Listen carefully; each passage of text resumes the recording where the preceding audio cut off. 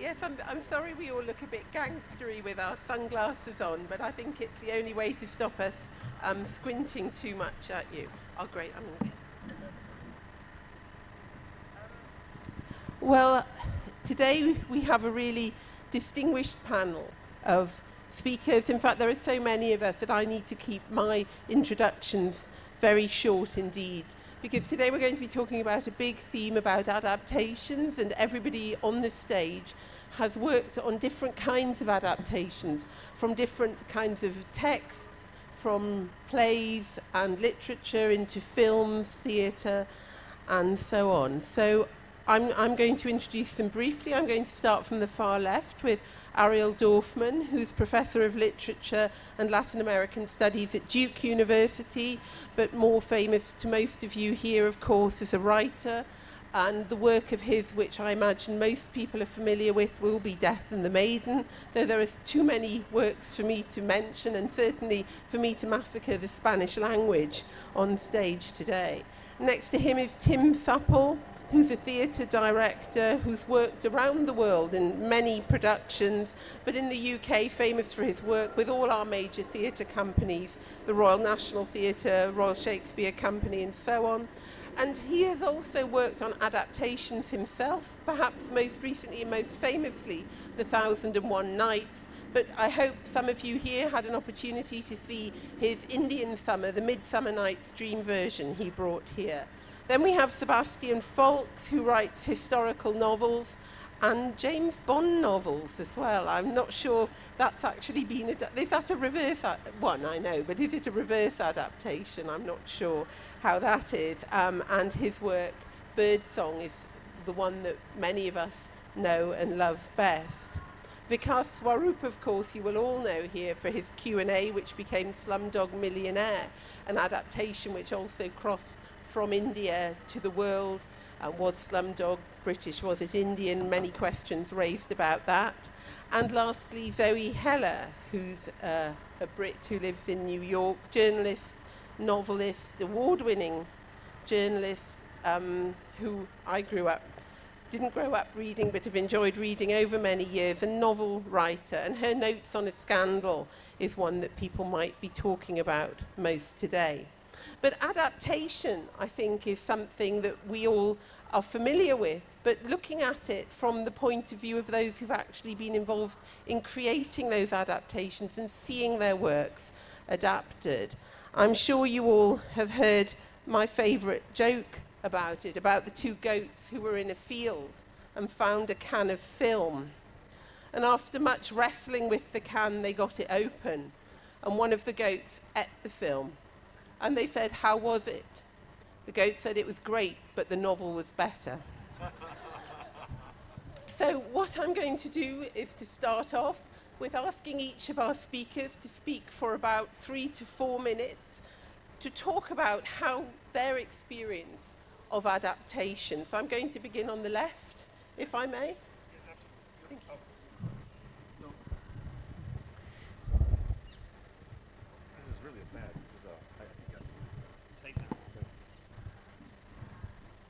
Hello, yes.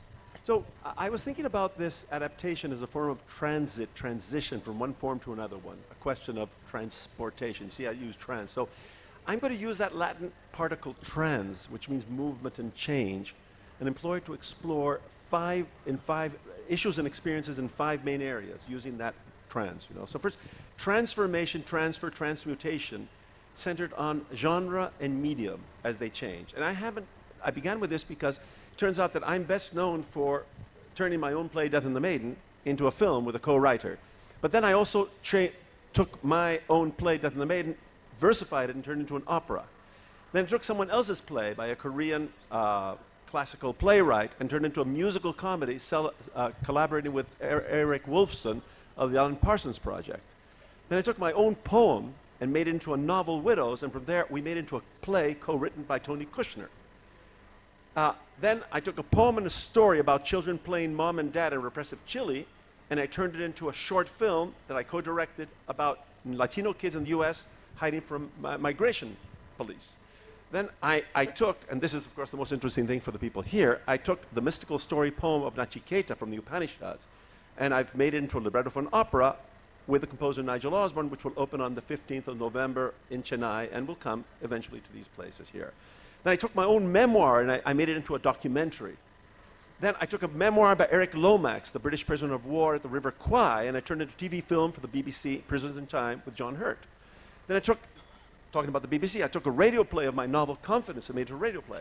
Then I took my own novel, Blake's Therapy, into a screenplay commissioned by Salma Hayek to star in. And then I took, I mean, that wasn't enough. You can turn anything into anything. I took a group of poems, made it into a short film, starring Art Malik and with the voices of Bono and Harold Pinter and Emma Thompson. And I could go on. Believe me, I could go on. So this is just to indicate how complex it is that you can turn anything into anything in any medium. And the medium changes what you're going to do with each one of these things. They're different desires and structures for them. Next comes the question of transgression. How transgressive is the original, which generally that's the point. I think most of us have created transgressive works.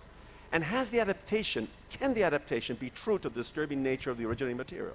Or will the work be rendered bland, comforting, conservative, especially commercialized, right? So that's a question I think the panel we might know what this is about, right? Then a third question, the question of translation. How loyal can you stay to the spirit of the work being adapted? How much must you break and rupture and modify in order to create a new work that has its own legitimacy?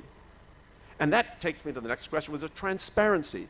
Because most of the work of adaptation is a form of collaboration.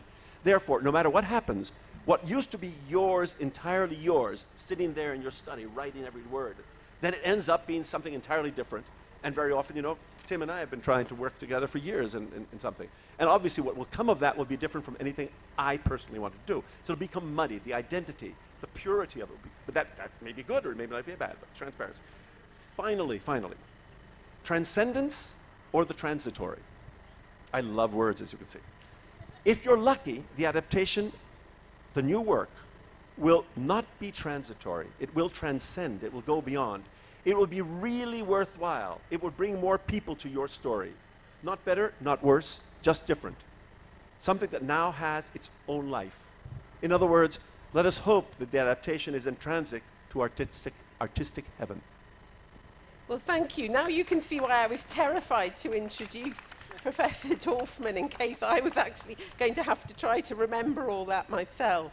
And he's obviously such a Bahurupa. He can change form so easily that, you know, we might even see something magical on the stage this lunchtime. I wouldn't be surprised. Tim, would you like to talk about your experiences as well? Yeah, and thank you, Ariel, for a fantastically comprehensive introduction to this discussion. I mean, I'm going to talk about my experience with adaptation in relation to the simple definition of changing a work from one form into another form. And I'm not a writer, so in some ways I feel an imposter on this panel, but I am an adapter. I'm a creator. I mean, officially I'm a director, but when I direct, I actually rarely direct a play, although I love plays. I more often create theatre from poems or stories or books. That's been more what I do. So my experience with adaptation, just very briefly, is in film only one experience where I adapted Twelfth Night, Shakespeare's Twelfth Night, into a film, which is not such a journey from a book to a film or a book to a play, because of course a play, Twelfth Night, starts with dialogue and scenes, so you're one step closer to a film. But nevertheless, the process of adaptation to a film was of course a big process, moderately successful, I would say, in terms of the artistic journey. Pretty good, but for me, film is not, never has been and never will be my primary concern. Theatre is the world in which I live and work, and in the theatre I have adapted many pieces. I've adapted 2 versions of Grimm's stories, 2 collections of Grimm's stories from text by Carol Ann Duffy. I've adapted 2 works of Salman Rushdie's into theatre. One was Haroun and the Sea of Stories, the other was Midnight's Children, which is something that I'll come back to because that was a very instructive process, the Midnight's Children. I've adapted Ted Hughes's brilliant versions of Tales from Ovid. I've adapted the 1001 Nights, which from versions by Hanan al-Sheikh, who was here last year actually at the festival, as mentioned at the beginning.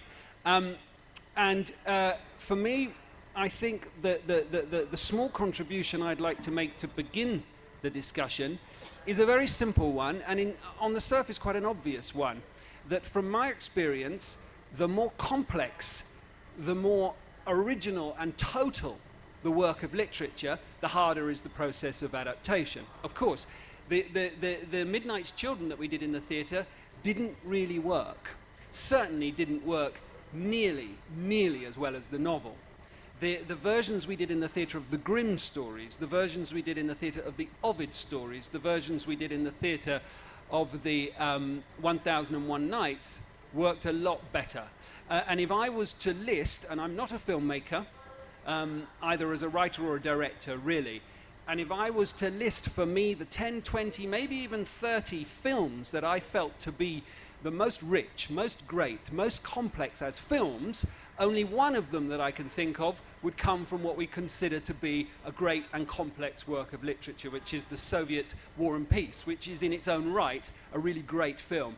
Other than that, films that would be high on my list, the Bergman films, the films like Godfather or Scorsese, some of Scorsese's work, often came from quite simple, quite what we would call novels of less complexity, less richness, which is not to say we shouldn't do it. And on my right is a great novelist who is in the process of thinking about an adaptation of his great work into a movie, and I hope it works. But I think the process is very difficult.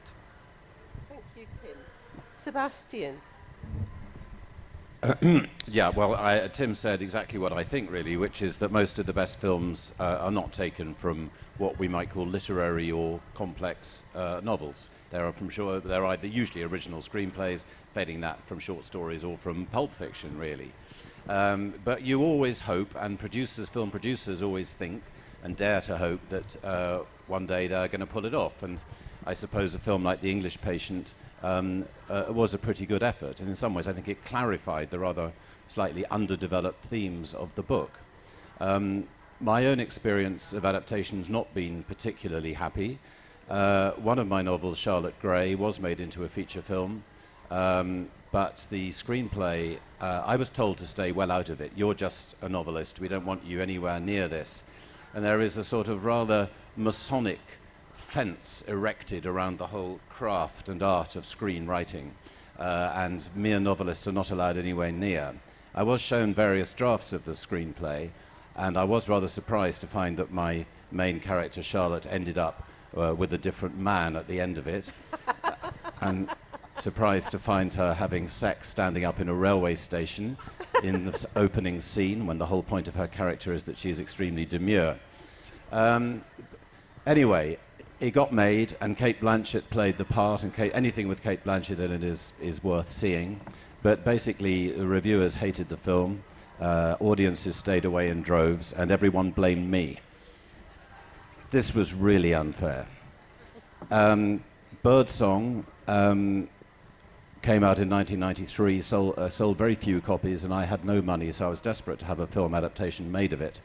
And thus began a sort of 15-year labour period or gestation period, out of which emerged No Baby. It's very complex getting a film made. You need lots of moving parts to be in the right place at the same time, and they never managed it. However, eventually they said, we're going to put it on TV instead. And I said, well, I don't think you've got the rights anymore. And they said, oh shit, no, we haven't actually. Anyway, the deal was that I got the film rights back and licensed them to make a television version of Birdsong, which was shown early last year. And it wasn't bad at all, actually. It wasn't bad at all, some good acting. But I still think it could go onto the big screen. And I am working with the director at the moment. In fact, I think it is going to be made into a film later this year. It'll come out in 2014 to coincide with the centenary of the beginning of the Great War. I can't tell you the name of the director because it hasn't actually been officially announced, I think. But I am now doing the adaptations myself, and I took a vow after I got the rights of Birdsong back that from now on I would never sell any option, any rights in anything I'd written unless I was the screenplay writer, at least co-writer and executive producer. And this sounds a rather sort of prima donna-ish, irritating stance to take, but it's so far worked, and I'm also working now as executive producer and co-screenwriter on 2 other novels. So stand up for your rights. Vikas. Well, I think I'm in a more unusual situation than some of the other panelists in the sense that I'm an accidental writer. I'm actually a diplomat masquerading as a writer here at the Jaipur Literature Festival. And what happened with my first book, Q&A, which I wrote in 2 months, was that the film rights were actually taken a year before the book was even published. You know, before I wrote my first book, I had no clue that there are these category of people called film scouts who are actually looking out for manuscripts which can be converted into a movie and things like that. In fact, BBC asked me in an interview that, Mr. Swarup, when you were writing Q&A, could you visualize it as a film? And my answer was, I couldn't even visualize it as a book. You know, as a first-time writer, what are the chances of getting published? But then Tessa Ross of Film 4 was very keen that they would make the transition to celluloid, and very soon Simon Beaufoy was attached to the project as the screenplay writer. And Simon met me in London at the London launch of Q&A, and he told me that he loves my novel, but all of it would not go into the movie. He said 2 reasons. One, we don't have enough money. Budget is going to be an issue. And secondly, he says that, you know, what you wrote was a book, as, you know, Sebastian was mentioning that, and what I'm doing is a film, and the twain don't meet, and basically, you know, it'll be, he made me a promise. He says, I will remain faithful to the soul of your novel. Now, when someone makes you a promise that they will remain faithful to the soul of your novel, you can pretty much rest assured that the body might get mangled. And, and that's exactly, I think, what happened. Although I must say, to be fair to Simon, he did remain faithful to the soul of my novel. The soul of my novel was really the narrative structure. It was a unique narrative structure. It was a new way of telling a story. You're telling the story of a protagonist through the medium of a quiz show, and that is exactly the narrative framework they devise in the film as well. But they chose only a few of the stories, and then they converted, they made some new stories of their own. And I'm fine with that, because I'm not one of those writers who's very possessive about, you know, their adaptation. Alan Moore, for instance, is notorious. He says that none of my graphic novels can be converted into movies, so I will not allow my graphic novels to be made into movies. But, you know, his illustrator, Dave, he gave the rights, and that's how Watchmen got made, for instance. So I believe that, you know, every medium has its own vocabulary and texture.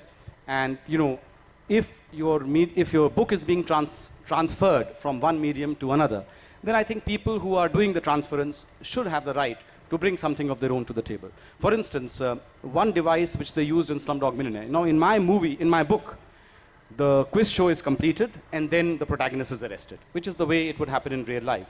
You participate in a quiz show, you win it, you are accused of cheating, and then you are arrested, and the questioning starts. And that was how it was done in the first draft of the screenplay also, that he's arrested after the quiz show is over. But once Danny Boyle was attached to the project, he felt that everything in flashback was not working. He wanted real time. So the device that he came up with, I thought was brilliant, that he's arrested just before the penultimate question. You know, so you answer 11 questions, and then you are arrested, and then you come back in real time for the 12th question, when it's happening in real time. And I thought, you know, as a writer, I would have loved to have incorporated that in my own novel as well. So sometimes they can deliver new insights, which can certainly, you know, make you look at your own work in a different way. But eventually, I do believe that, as J.W. Egan said, never judge a book by its film, because I believe films are always dumbed-down versions of the book. I mean, the arc of my book, for instance, is much more complex. The character is going backward and forward in time, because there is no way that the sequence of the questions on a quiz show can chronologically follow the sequence of his life. You know, that when he was 2 years old, this question comes, and the next question is when he's 4 years old, and the next when he's 6 years old, and the next when he's 8 years old. It's not possible in real life. But in the film, you know, the arc of a film has to be that much more simpler, because, as I said, it's a dumbed-down version of the book. You know, it's force-feeding, you know, you're literally telling the audiences. There is no scope for imagination. And the second thing which I feel gets lost in a film adaptation is, you know, a book is a very personal entity. Every reader relates to the book in his or her own personal way. So when you read Harry Potter, you imagine how Harry Potter would be, you know, in your own image. But the moment the film version comes out, you know, Daniel Radcliffe is set in stone as Harry Potter for all time to come. And basically that, you know, the space that the reader has with interrogating his own imagination and creating the image of the protagonist in his or her own perception, that is lost. Now, Dev Patel is Ram Mohammed Thomas or Jamal Malik for all centuries to come, you know. And that's, I think, something that... So there is a gain and a loss, I suppose, in adaptations. Your book does gain a new audience. It, of course, gets a new lease of life because, you know, the book comes out and does its own thing, and then basically the film comes out after 3 or 4 years. So suddenly, like Life of Pi hit the best-selling charts once again when it had already completed its tenure, so to speak.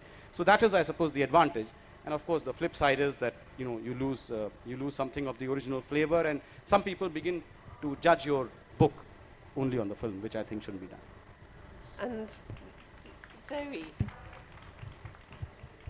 How I hate coming at the end of these things, because everyone's said what I wanted to say. I do want to say how passionately I agree with you on your last point. A copy of my book, Notes on a Scandal, came out with the movie version, because they wanted to capitalize on the movie and sell lots of copies. And it came out with Judi Dench on the cover. And my great sadness was that readers who came to that book for the first time would have Judi Dench in their mind, that, you know, their imaginations had been colonized by the movie version forever. That the character Barbara would forever be Barbara. And that is a sadness. However, of course, it's the case that the movie brought a whole new readership to me. So my little funny novel was optioned, and it seemed to me extremely unpromising movie material, not only because it was set in lugubrious North London and it was about a squalid love affair, and because it depended to a large extent on the reader having access to the interior life of the narrator. But what I think the producers saw in it, and what ended up being played up very much in the movie, was a sort of gothic melodrama. My father was I come from a family of screenwriters, and my father wrote a movie called Whatever Happened to Baby Jane. And funnily enough, this movie ended up being a sort of poor man's Whatever Happened to Baby Jane. It departed in many, many ways from my movie, and my experience was not so dissimilar from Sebastian's. My rather sinister, grim ending became a happy one, a sort of in which nuclear family values triumphed, and my villainess was put off stage, and everything went back to normal, and various other things. Tonally, it was very different. And so many times since then, I've been asked, you know, were you agonized? Was this awful? And if I'm honest, of course, I winced at various points when I first saw it and when I read drafts of the script. I had no power of veto. But by and large, I tried to stick to the what I told myself in the beginning when I first signed over the rights, and it has to be said, got a check, which paid the bills that year, which was something I really believe in, which is that, I think I'm sort of repeating what you said here, which is that the best and I think most fruitful approach to adaptation is not that one shouldn't be, the makers of the movie shouldn't actually try to be reverent and faithful to the original material. They shouldn't treat it as Holy Writ. They shouldn't attempt to do an illustrated version, as it were, of the original text. That's neither possible nor, in fact, desirable. What they're trying to do, at best, is create something new, and they're using the original material as a sort of inspiration. And if you're lucky, what they will do is create something new and interesting, but autonomous. And although there were all sorts of things that, as I say, made me wince, and I felt for my baby when it was taken from my arms. There were also things that I thought, ooh, I'm a little envious, and I wish I had thought of that. And I had the good luck to have a very intelligent, clever playwright who is an excellent, the scriptwriter who is an excellent playwright in his own right.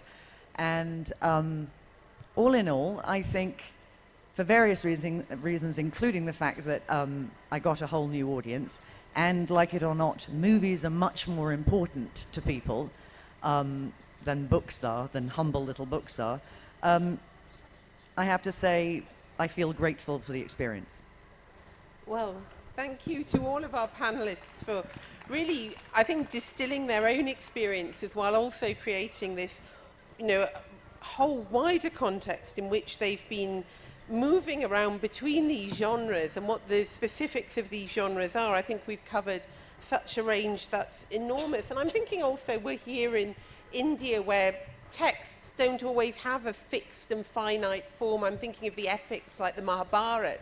The Mahabharata, there is no original. It's always retold, readapted through the oral epics and then coming into films. And now somehow the television epic seems to have pinned the Mahabharata down for all time after thousands of years of independence. And also thinking about novels that have been made into films here, popular Indian films, Guide, winner of the Sahitya Academy, the National Academy Award for the National Literary Academy Award for R.K. Narayan, and then it was made into a film which has become a classic. And sometimes Pata Panchali was a and Pata Panchali, Satyajit Ray's work is so closely linked to Bengali literature, and probably how most of us non-Bengalis know Bengali literature is through it. So, I'm also wondering if the Indian context with the different types of storytelling might be somewhat different, because here we're looking across so many continents and ways of doing it. And I wondered if some media translate more easily than others. Tim, I'm looking at you because you've talked about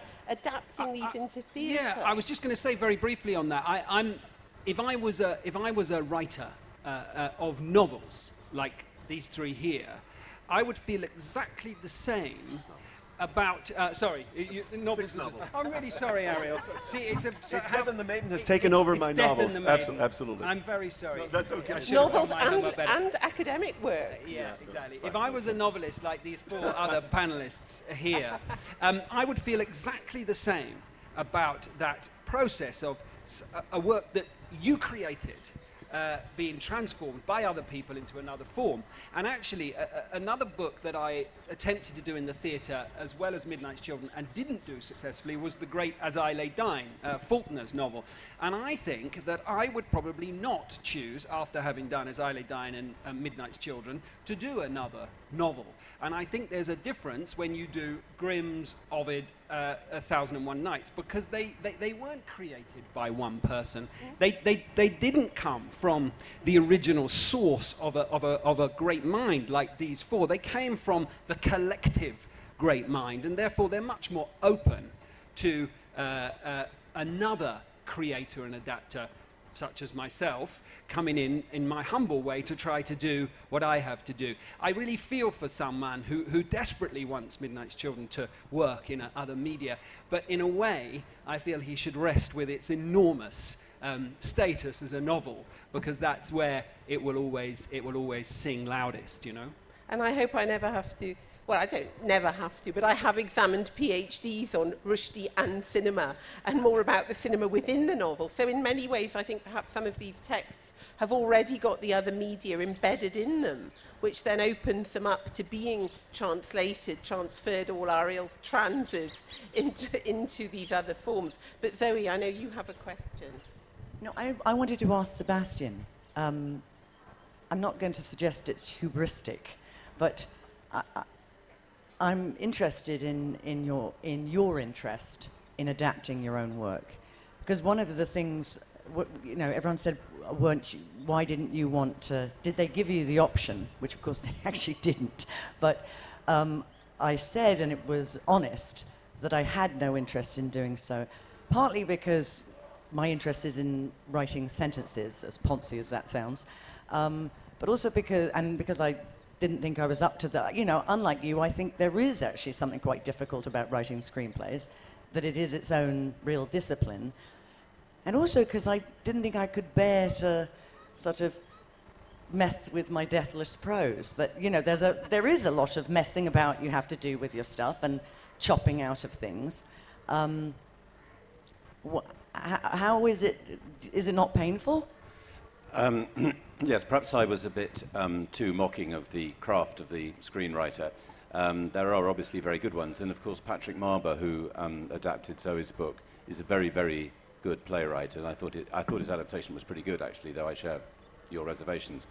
No, I mean, it is arrogant to think that because you can write long sentences which describe the interior goings-on in someone's mind and their feelings developing over a long period, you can also write directions for how pictures should be shown on a moving screen. And it is an arrogant assumption, but I suppose the reason I wanted to try it was I've been disappointed with so many drafts of so many adaptations of books of mine. I thought that I can't at least do worse than that. But it is a learning process, and I actually have a collaborator who knows a bit more about it than I do, a woman called Rachael Wagstaff, who's a playwright. And Rachael is very, very good at all the things I'm not very good at. So I know what it's all about, and I'm quite good with the actual dialogue. But Rachael is much better at saying, well, you can't have him say that here in scene 53, because in scene 64, don't forget, he can't know that Mary's just come back. And I think, oh, yeah. So she does all the middle ground, and she has all the proper dramatic training, and I just do the little words at the front. But it's great fun, actually, collaborating with someone. Okay, I'm not stealing Rachel's job here. I just want to ask one more question. Given everything we've said, what are you hoping to add? Because I think we've all sort of agreed that we've never read a great novel that we felt, ooh, I want to see the movie now. We felt it was complete in itself. So what is it you're hoping to bring with a picture version?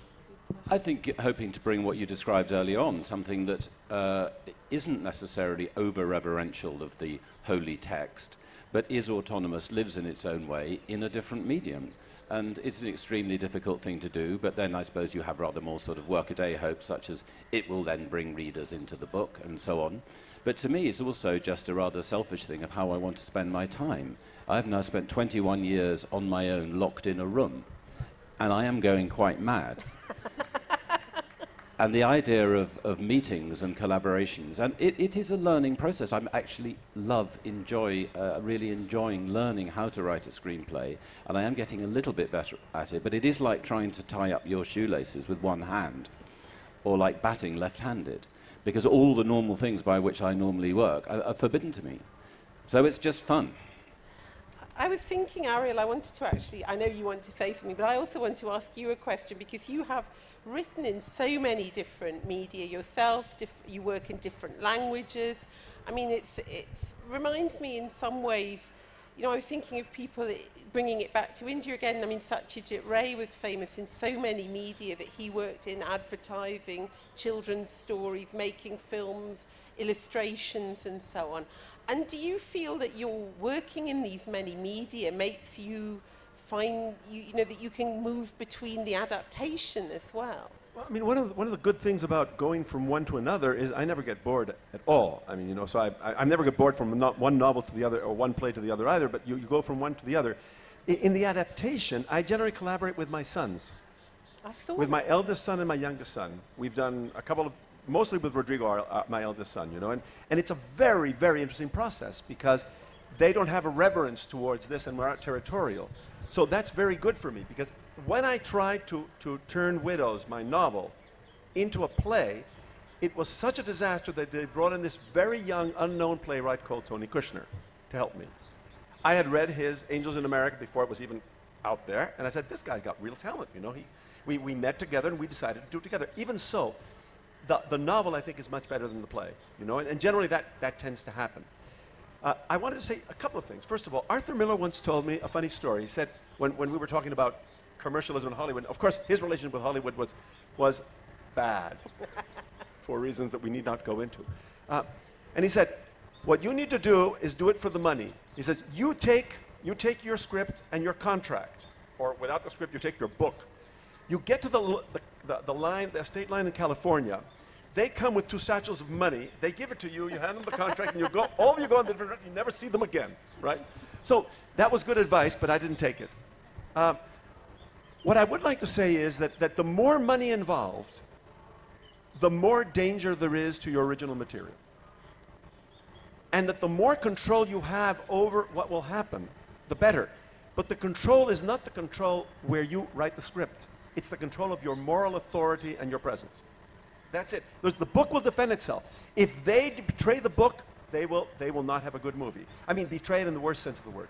I want to talk, however, about one experience, which is an experience of when we made something, if not better, we discovered something in a book that was not there, but that Rodrigo and I had to find.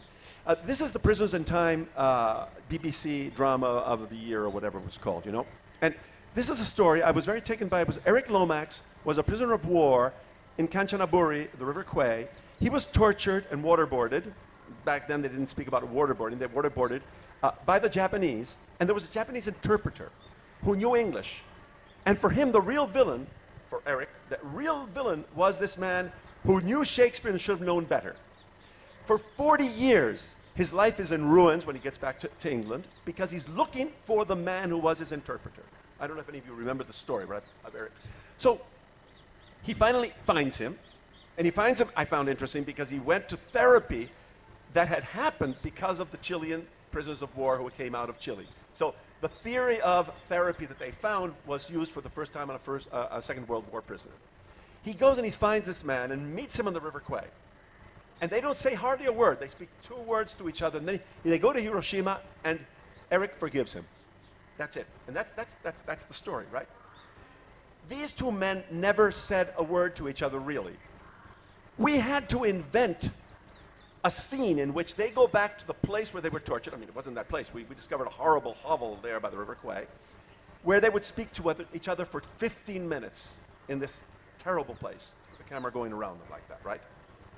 And where, you know, basically the fundamental moment is when the torturer, the man who's interpreting, says, it wasn't me, it was the emperor. It was the emperor. He made me do this. He made me do this. And Eric Lomax says to him, it wasn't the emperor in this room. It was you. It was you. And then he gets this down, his mother, and their lives were parallel. It turns out that when both of these men, one in Japan and one in Berwick-upon-Tweed, just next to the frontier with Scotland, when these 2 men saw that film, they began to cry and said, this is what we would have said if we had had the chance to speak to each other. So we created there. So just to speak that the imagination has the possibility of adding as well. And in that sense, you know, I think that generally the films that are made are not as good, right? I mean, I liked my play, definitely made it more than Roman Polanski's version, but I think Roman did a very good job in it. And I was there all the time, my wife was there all the time, we were there all the time to make sure that things were right, that they were done the right way. I'll never do that again, ever. In other words, I'm never going to be on the set for 3 months. But you take care of that child, and you say, if you betray this, it will come back to haunt you, not me. It will come back to haunt you. And you've sold a lot of copies of your book. This is amazing, isn't it? And it's also, I think, Ariel, you must be partly Indian, working with your family in your business in such a way. It's a fascinating process, which I wish we had more time to discuss. But you know, I was in exile for many, many years. If I don't have my family, who do I have? Exactly. Wonderful. And Vikas, when your book went into a film, and were you surprised it went to a? Did you ever think of doing it with an Indian director? See, the interesting thing, Rachael, is that when they take rights, so when Film 4 approached me for the rights, I said, fine, I mean, I was very surprised, first of all. I thought, if at all my book would become a film, it will be a Hindi film, an Indian film, done with an Indian filmmaker, you know, a Bollywood, in the best Bollywood tradition. Ram Muhammad Thomas would probably still be living in a slum, but you could bet your bottom dollar there would be a couple of dream sequences set in Switzerland or, you know, Singapore, where there'll be a lot of girls in skimpy dresses dancing with him and things like that. So that's what I thought. I thought it will be an Indian version, you know, done in the best Bollywood tradition. So I was very surprised that Film 4 approached me for the rights, because I never imagined. Until then, there was no history also of an Indian book, you know, set in contemporary India, being of interest to a Western filmmaker. Before that, the only books about India that were of interest to a Western filmmaker were period pieces about the Raj or elephants and Maharajas and yoga and stuff like that. So it was quite interesting for me to find a British film production company interested in making the film. And I thought they would take the English rights. So I said, okay, no problem, we give them the English rights. But then they said, no, we will take global rights, because I believe that's the way the film industry works. They won't let you. They won't let you because then there will be a Hindu film which will compete with theirs. Correct. So that's what happened. And you know, once I gave the rights, I was approached by a Japanese filmmaker for the Japanese right, a Brazilian filmmaker for the Brazilian rights, and of course half of Bollywood for the Hindi rights. And I couldn't give them because, you know, Film Force said, after our film comes out and completes 5 years, then we will think of a further remake and things like that. So I've also learned my lesson now that, you know, one should not, as Sebastian says, you know, one should assert. And if it doesn't get made into a film, it doesn't. And Zoe, I'm just very sort of slightly floored me by reminding me of Whatever Happened to Baby Jane, which I think for many of us is definitely up there in our favourite films. But did that mean that you grew up knowing a great deal about screenwriting? Did you ever think of screenwriting? Didn't you think that with that family background maybe of writing your own screenplay straight away? No, because I ended up marrying a screenwriter. But no, my father always said, never be a screenwriter. You know, we're at the bottom of the Hollywood pole. It's the most miserable job in the world. If you want to do anything in the filmmaking business, be a director. I think my father possibly inspired me to be a writer, but no. And in fact, what it has given me is a healthy regard for the skill of screenwriting, but it never struck me that it was something that I had any hope of excelling at. I am, it has to be said, trying to write a screenplay now for HBO. But I share with Sebastian a healthy sense of how difficult it is. I do find it very challenging for precisely those reasons that, you know, one can't be interior ever. I mean, here we have a group, each of which deserves an hour on our own. I would love to have had a whole day today to talk about this more, but I'm aware that there are people in the audience who would like to ask questions of these writers. What I'm very keen is you keep your questions short and please a question at all costs. I'm not sure where the microphones are going. Yeah.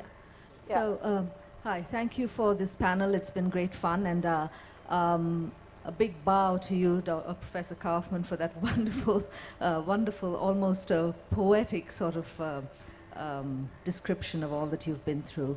And, well, I'll talk to you about it later. But my question is, thank you, Mr. Faulks, for making a nod to the short fiction form, which I think hasn't been referred to by anybody else, because as a short fiction writer and someone who runs a short fiction magazine, I'm very committed to the form. And my question is, yes, I'm getting there. My question is, when transcribing fiction to the play form, do you use the dialogue that your characters use in the form, in the script? Am I making sense? Very briefly, I have a rule to not reread the book and to not open the book at any point. I mean, really trying to make a complete breakaway. There is one moment in the screenplay of Birdsong when the director who wrote the first draft, there's a night before the Battle of the Somme when the soldiers write letters home. And I spent several months in the archive of the Imperial War Museum picking out particular phrases that I thought were particularly evocative and then shaping them to the characters that I'd written and rephrasing them for them. And it did seem odd that he'd rewritten all of them, so I did rewrite his rewrite and put back my research. But basically, I think you just shouldn't go back there at all. Could people also say if there's somebody on the panel they particularly want to answer their question, or if it's to the whole panel? Hi. Well, what an august gathering up here. I just wanted to ask regarding adaptations from one language to another and then adapted to a movie in another language. For example, Vikas, this is for you. When you got the rights, when somebody asked you for the Brazilian rights or the Japanese rights, So the query, I'm curious to understand whether when the adaptation is done in a Japanese movie, where will the local be adapted into a Japanese form or maybe a Japanese narration? Because then it takes away the soul of your story, the way you said. But we never got to there because, you know, Film 4 had global rights, so basically all of them had to be disappointed. So I don't know if eventually a Japanese filmmaker decided to make a movie based on Q&A, whether it would be set in Japan or it would be a an Indian-Japanese version happening in India. I don't know. As I said, we'll cross the bridge when we come to it because, you know, we never got to that stage because they had global rights. Well, Death on the Maiden was written in Spanish, La Muerte y la Doncella. So when we decided to make the film, I could have done it in Spanish. But to do it in Spanish would have meant more authenticity, let's say, but less universal appeal. So of course, you know, Sigourney Weaver says Gerardo, and I quivered, you know. I love her, you know, she's a good friend, but, or Roberto, you know. But the point about this is that people do have some sense of where it comes from. In other words, it wasn't like in the case of Widows where somebody came to me and said, oh, I'd love to do this as a film, but we need an American journalist to come in and find out where the bodies come from, you know? And I said, no way. So, I mean, you can also refuse to sell your thing. We shouldn't, in other words, we shouldn't complain when they do what they say they're going to do. They come and they say, we're going to fuck up your, you know, what they said to Michael Ondaatje, they did. And my impression is that they did that because they cut Hiroshima out of it, and they shouldn't have cut Hiroshima out of The English Patient, ever. But anyway, this translation, the problem of where it comes from, the original language. Hi, my question is to the panel in general. When we talk of film and literature or theatre and literature, they are different mediums and they should be judged as such. So keeping that in mind, how exactly could we, you know, define what exactly a good adaptation is?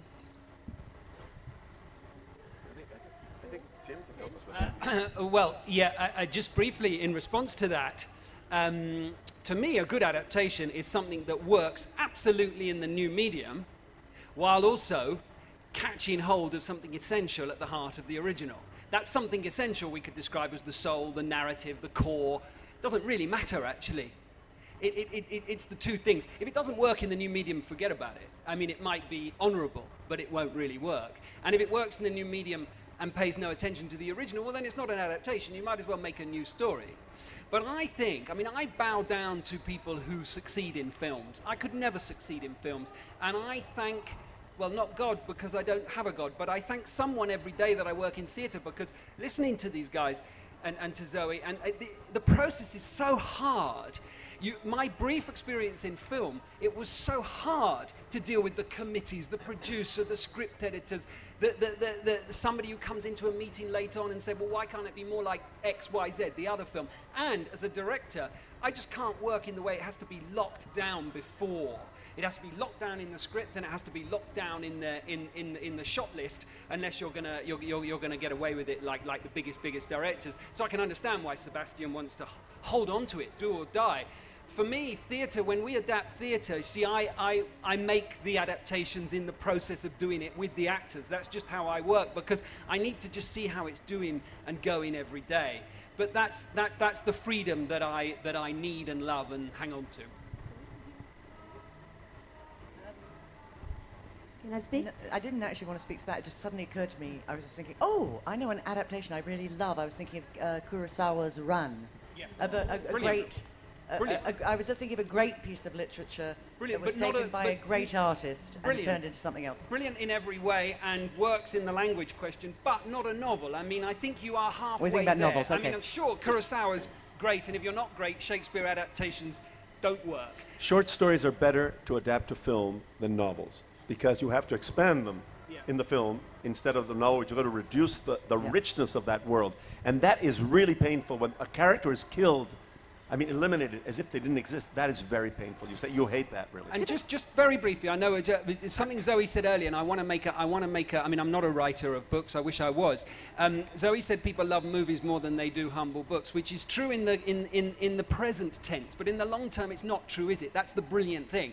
I mean, people try and try again with Anna Karenina. They try and try again. They're not going to get there because we love the book more over the long term. Same with the classic play. our love of films is more immediate. Can I just say on that I mean, Anna Karenina can survive anything. My school teacher believes Shakespeare should be what all little boys should do at school, because Shakespeare can withstand anything, and the greatness will, it doesn't matter. But there is a danger that we haven't talked about, which is if you have a very, very good novel and a film is made of it and the film is bad, can it actually retrospectively damage the novel's reputation? And that's, I can think of a possible example. I don't know whether it's fair to name it, but it's a book I absolutely, name it. Name A novel I Be in the papers tomorrow, Sebastian. hugely admired. I'm trying not to be in the papers again. Captain Corelli's Mandolin. And not only was the film disappointing, but that's fine because adaptations normally are, but I'm not sure it sort of did the novel a hell of a lot of good either, and that is really a danger that we all ought to think about, and that's why I think a good adaptation should have the sort of DNA, but it should be like a cousin, a recognizable family resemblance, but a lively, autonomous, worth-meeting cousin. Let's remember, that Shakespeare was the great adapter, by the way, to talk about theatre. I mean, he took stories from everywhere, didn't he, and turned them into something even more famous than the original, usually. And one thing we haven't really talked about much is the translation between the popular and the art form, perhaps, if we want to call it this. I mean, Sebastian, when you wrote your Bond novel, I mean, how was that working? I mean, I know there wasn't a film that you wrote from, but there was a character, one of the biggest British film popular characters of all time. Could you say anything about that, or is it? I don't think in the context of adaptations, no, not really. It was a lot of fun. Good. Thank you. Hi. My question is directed to Vikas, Swarup. We discussed in the earlier session that the shit scene that we saw in Slumdog Millionaire was not part of your narrative, and you're a diplomat. You're representing India in a global world. I think that film, being a commercial medium, it also tends to have a Western gaze. So you have an Indian story bought over by Hollywood and then sensationalized to bring out the worst that the country is going through or whatever it has, the situations that exist. And that sensationalization makes me uncomfortable as an Indian watching your movie. So I wanted to know whether you agree about the Western gaze, the commercial aspect, that a movie sensationalizes your story. Did you feel that this is something you wouldn't want to see happening again with your next book? Look, I mean, I totally agree with you that when you have a foreigner, coming into your country and making a film based on your book and a country that he has never visited before, then he is going to gaze at your country in a different way than an Indian would. I mean, for instance, many of us see Dharavi, we take it for granted, we don't see any cinematic potentiality in a pile of trash. But, Danny Boyle came, he saw Mumbai for the first time, he saw Dharavi for the first time, and he suddenly saw the cinematic potential of Dharavi, the aerial shot where you have the millions of, tin shacks spread around, that particular shot. I personally believe that, yes, some of the camera work you could say was exploitative. For instance, even the shot of the Taj Mahal is from a layer of filth. You approach the Taj Mahal from the filth, so to speak. Now, maybe he was doing that to show, subconsciously that the character's own progression, after all, he's emerged out of filth. But there is no doubt about it that Danny Boyle eventually had a lot of empathy for Mumbai. He had a lot of respect for Mumbai. So I do not believe that eventually that, Slumdog Millionaire is poverty porn, or, it was an attempt to really cash in on, people who want depiction. First of all, I don't agree with poverty porn at all. I have yet to meet a person who says, I get my kicks out of seeing poverty. I think it's a ridiculous concept, this whole thing of poverty porn. Yes, if an Indian filmmaker had done that film, his sensibility would have been entirely different. There's no doubt about it. And I think this is something that we have to accept, that he could have done it with probably even more integrity, with more sensibility. But, I mean, that's a hypothetical thing. Now, we have the film as it is. And I think on the whole, as I mentioned in the previous session, Danny Boyle has, approached the subject with a great deal of respect. He neither trivializes poverty nor degrades it. I think that is very important, and eventually, don't forget, many people look at Slumdog as a, as a documentary on slum life. It is not a documentary of slum life. Slums are merely a backdrop to a compelling human story of courage and determination. And slums were essential because, after all, it's the story of the ultimate underdog. And the ultimate underdog has to come from the slums. I've got one last question. I had something that I want to add about that. I'm just very worried about the Western gaze thing, really. Because the West was formed by the East. and vice versa, back and forth. That doesn't mean you don't have your national sensibilities and things like that. But I just am very wary of that. I think the problem is commercialization, which comes from the West, but can come from India as well, right? So I think that's much more of a danger to the literature than it is if to the Western gaze or the Eastern gaze or the Southern gaze or the Northern gaze, you know, because basically, you know, when I searched for a Polanski, I wanted somebody who really had been through the sort of terrible things that my characters were going through. And he may have been a better translator of that than many people who have a very comfortable existence in Latin America. And to add to what Ariel said, that now, in fact, even Bollywood can be said to be, you know, promoting reverse colonialism, because now you have 20 white-skinned girls sucking up to a brown guy dancing. One last question. Good afternoon, sir. Good afternoon, all the people sitting here. I missed the ma'am, so I'm apologizing. Western cinema shares a very strong relationship with the literature. That's what I feel, you know. We see Tolstoy being adapted every year, even Dickens being adapted. Why does it share such a strong relationship? And why can't Indian cinema share such a strong relationship with literature? Why can't Indian cinema share such a strong relationship with literature? I think that's, I mean, I think we were talking about different kinds of cinema, and we were saying that certain kinds of art cinema, like that of Satyajit Ray, has a very close and deep relationship with literature. Ray himself, of course, writes detective fiction, but he also draws on the great classics of Bengali fiction for his work. And even in Hindi cinema, there's quite a strong connection with popular fiction. The novels of Gulshan Nanda, for instance, being made into the Rajesh Khanna type films of the 1970s. I think also the lyrics, you know, we've had Javed Akhtar speaking here this week. There's a strong link of with poetry and song lyrics. But I agree the narratives don't tend to be so much from literature, because the Hindi film has a peculiar narrative, a digressive narrative, an interrupted narrative, which wouldn't make very good fiction. Though we have had fiction written after the film has been made. We've had novels made of it, films like Shalimar, for instance, where the novel has come after the film. But in the West, the relationship between all forms of literature, do you think perhaps to the panelists here that we feel that we can move more happily between different forms of literature? I think what I'd say is that it's not necessarily a virtue, this connection. I think for Hollywood, it's often that the executives tend to sort of fetishize the idea of having a piece of original material. They feel it's like their golden ticket. It somehow validates any project that we got a piece of original material here we paid a lot of money for, and that somehow it gives the project ballast, whether or not the project is going to hell in a handbasket or not. Somehow there's a validity to the whole process, which may or may not be there. I just want to say very, very briefly, by the way, it was mentioned, somebody said to Vikas that he was a diplomat. Please don't burden us with, we're just writers and directors. We're not diplomats and politicians. We do our work, and people take it as they take it. Sebastian, though, you also write historical novels. I mean, that's another kind of adaptation in itself, isn't it? The great narratives of history and how you fit those into... I don't think I do write historical novels. I just write novels which are set in whatever decade seems to me most appropriate to bring out the themes I'm writing about. And most of the great novels of the past have been historical. In fact, most of Wuthering Heights is a historical novel set 60 years before, etc., etc. A lot of Dickens is set back in the past. It's a sort of category mistake, I think. But I would just like to add on Danny Boyle about the shit scene that he has previous convictions. He loves people diving down the toilet.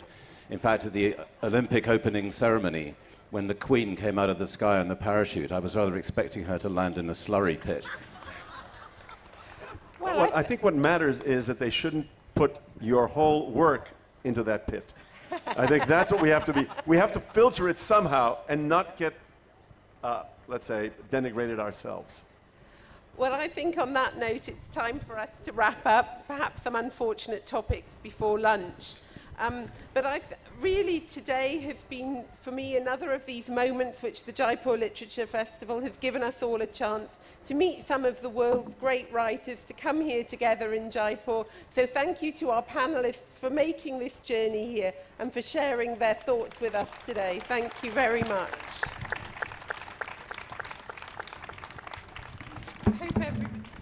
Many thanks to the eminent panelists. Zoe, Hella, Vikas, Swarup, Ariel, Dorfman, and Sebastian Faulks will be available for signing their books next to the Full Circle bookstall.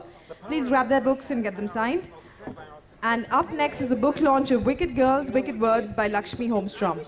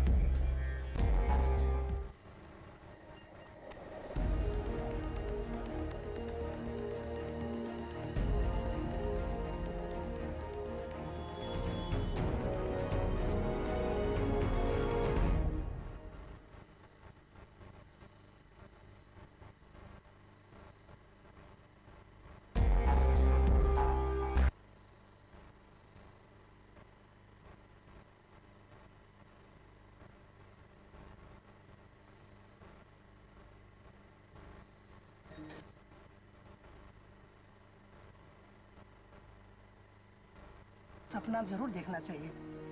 Uttarakhand का एक छोटा सा गांव, यहीं से मैंने बहुत बड़े-बड़े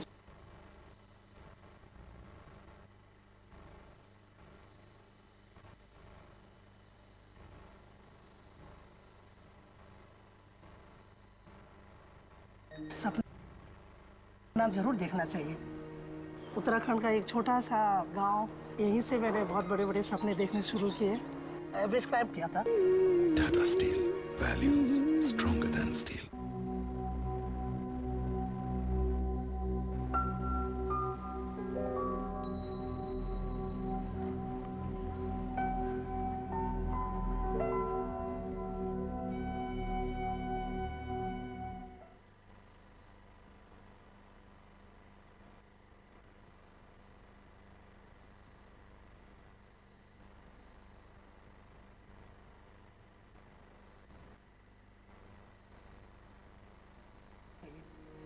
उत्तराखंड का एक छोटा सा गांव, यहीं से मैंने बहुत बड़े-बड़े सपने देखने शुरू किए। एवरेज क्लाइम किया था 27 साल पहले। जरूरी आप अचीव करते हैं तो आप दूसरों को भी वहां तक पहुंचाने में अपना योगदान करिए। टाटा स्टील में रह के मुझे वो अपॉर्चुनिटीज मिली। माउंटेनियरिंग के द्वारा लीडरशिप, पहाड़ चढ़ते हैं तो एक नया जीवन, can do spirit. Tata Steel, values stronger than steel.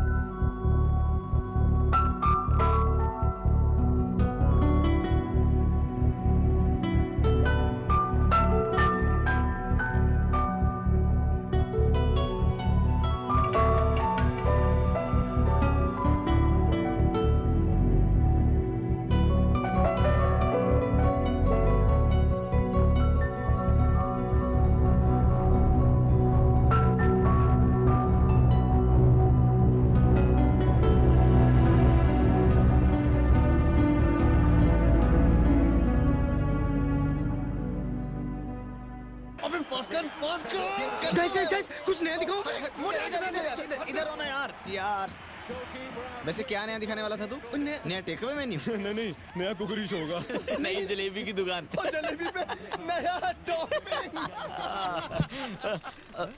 अबे यार, लाइट भी अभी जानी थी यार। नया मोबाइल इंटरनेट? मोबाइल पे? तेरे? उत्तरी रोनाल्डो? क्या कर रहा है? कुछ नहीं, तुम लोग कल देखना टीवी पे पुराना मैच। ए मोटे मोटे, हाँ सुनना, जो तेरा है वो मेरा है यार।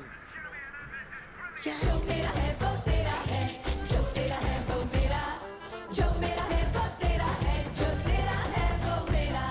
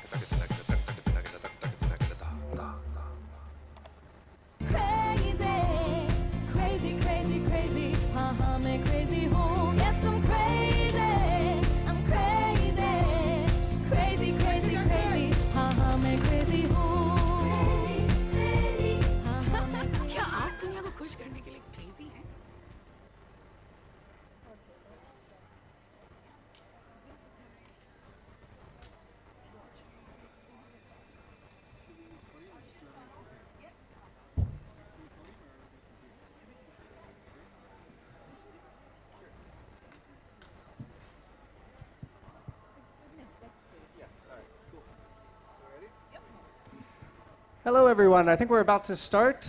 My name is D.W. Gibson, and I am co-director of a program called Singham House, which is an international writers' residency program just outside of Bangalore. Every winter, we invite about 20 writers from around the world and around India to share a living space together and work in peace and quiet. Singham House, in just the last year, has also started venturing into the world of publishing. We observe that the nature of publishing is changing at the beginning of the 21st century. Distribution models are changing, production models are changing, and we believe that this opens windows for writers to take back part of the process for themselves, particularly as mainstream publishers' lists become more narrow and more predictable. To that end, we're very, very, very happy to announce that our first publication here is Wild Girls, Wicked Words, translation of 4 Tamil poets by Lakshmi Holstrom here on stage. And we're very happy that 2 of the poets that are featured in the collection, Salma and Kuttaravati, have been participants in Singham House programming. So without further ado, I'll turn over the microphone to Arshia Sattar, my co-director at Singham House, who will introduce Lakshmi. Hello. It's very strange when you're friends, really good friends with somebody who is your mentor, who you admire, who you want to be when you grow up. And Lakshmi is all of those things to me, and she is also all of those things to Singham House. So to have the opportunity to work with her formally on what is an absolutely fabulous book, you will see for yourself, is just remarkable. And I thank the universe, and I thank Jaipur Literary Festival for letting us share that wonderful moment of friendship and mentorship and translationship and beautiful wordship with you all. So thank you for being here. I'm going to now pull the ribbon and set this little book a sail, launch it, as it were, and what? Made launch 1,000 words. So.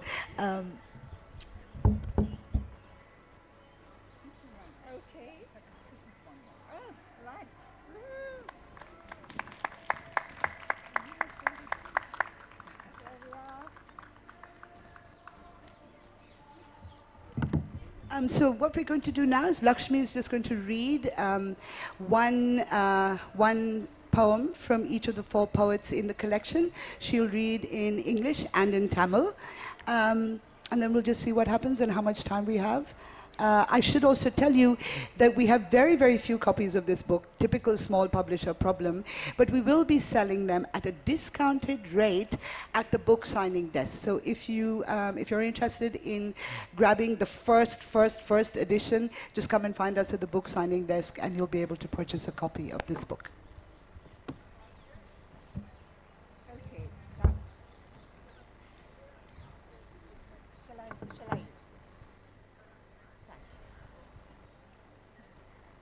Okay, can you hear me? Can you hear me? Yes, of course you can. Okay. Thank you, Jaipur, for inviting me here. And I need, first of all, to thank some other people as well.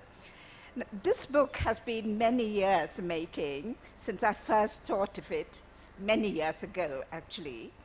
And the fact that it sees the light of day is because of the support, encouragement, and input of a group of people to whom my thanks are due.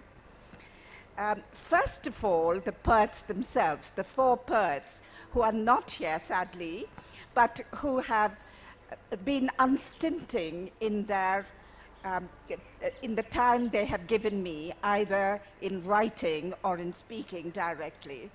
And then, of course, the editorial team and my publishers, very especially the incomparable Ashia and the delightful D.W. Gibson. My thanks to all of you. Now, yes, I want to introduce the book very briefly, and the best way I can do that is to read one poem from each poet who's represented in this book. One of the special things about the book is that it's a dual language publication.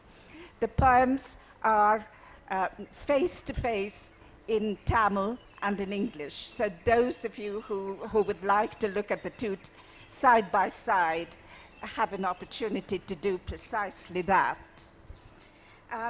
So now, although these 4 women have been bracketed together as women who have written about sexuality and the politics of the body, I really want to show, I want to read a poem each, which will show how very different, in fact, they are in some ways.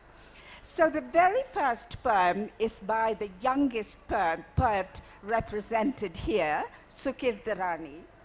And the poem I want to read is actually a theme which is common to all 4 poets in the book, which is to say the quest for a new language which can voice their own perspective and their own themes. And this poem then is called Infant Language. In Tamil, Balya Mori. So I shall read the English first, I think, and then the Tamil. Infant language. I need a language still afloat in the womb, which no one has spoken so far, which is not conveyed through signs and gestures. It will be open and honorable, not hiding in my torn underclothes. It will contain 1,000 words, which won't stab you in the back as you pass by. The late night dreams I memorized, hoping to share them, will not be taken for complaints. Its meaning will be as wide as the skies. Its gentle words won't wound the tender surface of the tongue.